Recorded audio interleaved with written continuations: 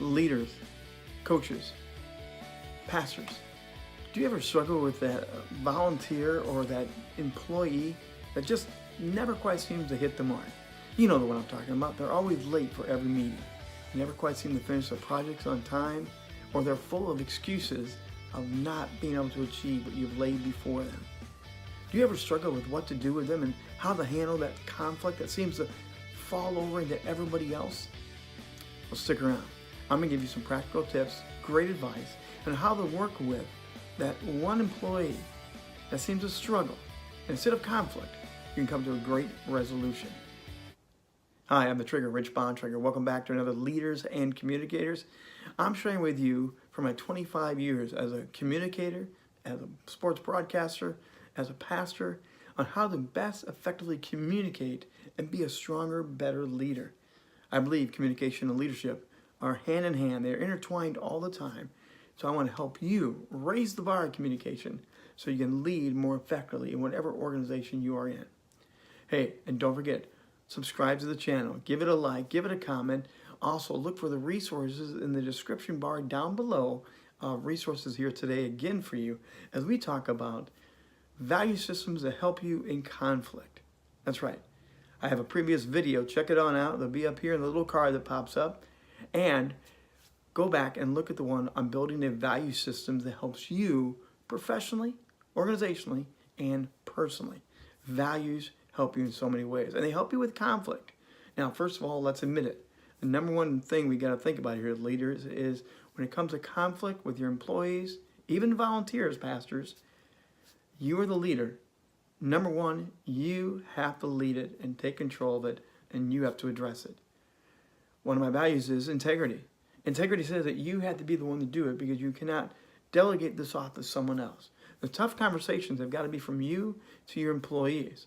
They have to be able to look you in the eye, and they have to be able to know this is coming from you. Now, let me recommend that you don't come in as the authoritative boss and lay down the hard hammer and make it really tough. Rather, come from the value of respect. Come from the value of I'm here to help you do the best job you can for our organization.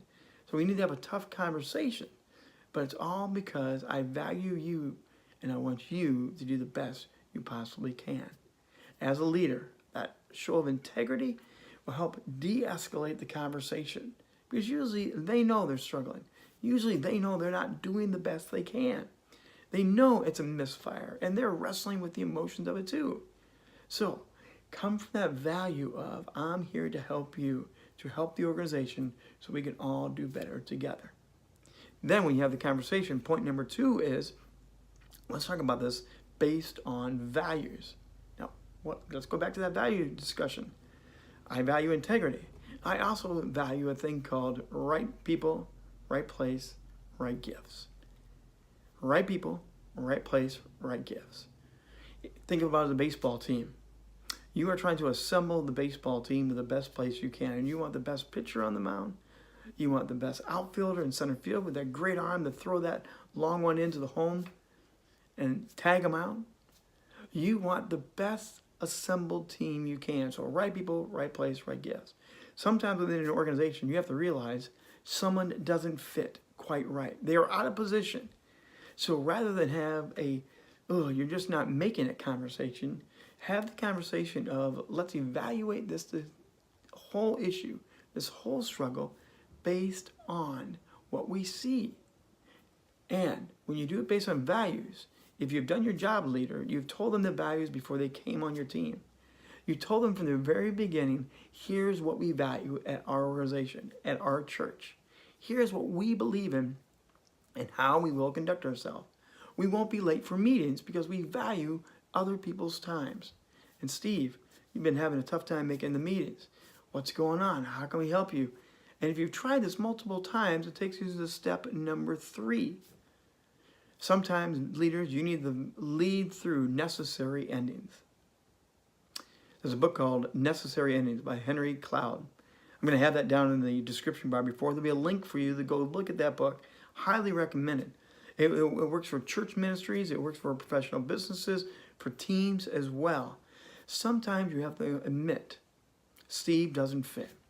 You've tried to move the position around. You've tried to lessen the load. You've tried to lessen expectations, or at least move the expectations.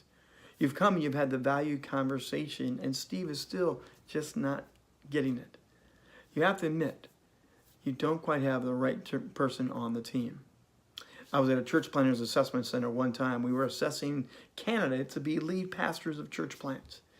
It's a really hard decision to sit down with someone and tell them, we don't see that you have the DNA, the markers of that leader that can take it. Now, again, it's value driven. We're not going to tell them they're not a pastor, that they're not a leader. Just within the context of what church planning is, we see they may not be the right fit.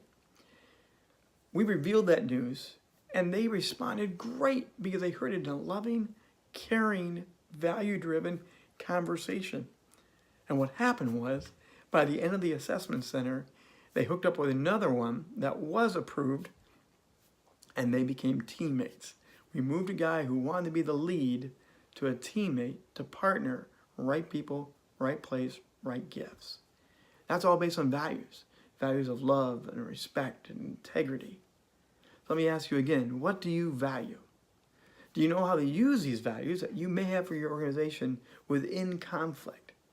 Don't put them just as a wall bumper sticker and say, we value these things. When you need to have that tough conversation, when conflict is rising, hey, we don't talk trash about our employees because we respect each other. We're not going to do gossip because we respect each other. Bring it back to your values. Your values will de-escalate the situation and make things work out a lot better. Did you like this conversation? Do you have questions about values? Do you want to learn more about values? Put a comment in the little message area down below. Again, give me a like, give me a subscription, hit that bell so you know exactly when the next video is coming on out. And for now, I'm the Trigger, Rich Bontrager, saying God bless, have a great day, and remember, build that value system. It will help you out in so many ways. God bless.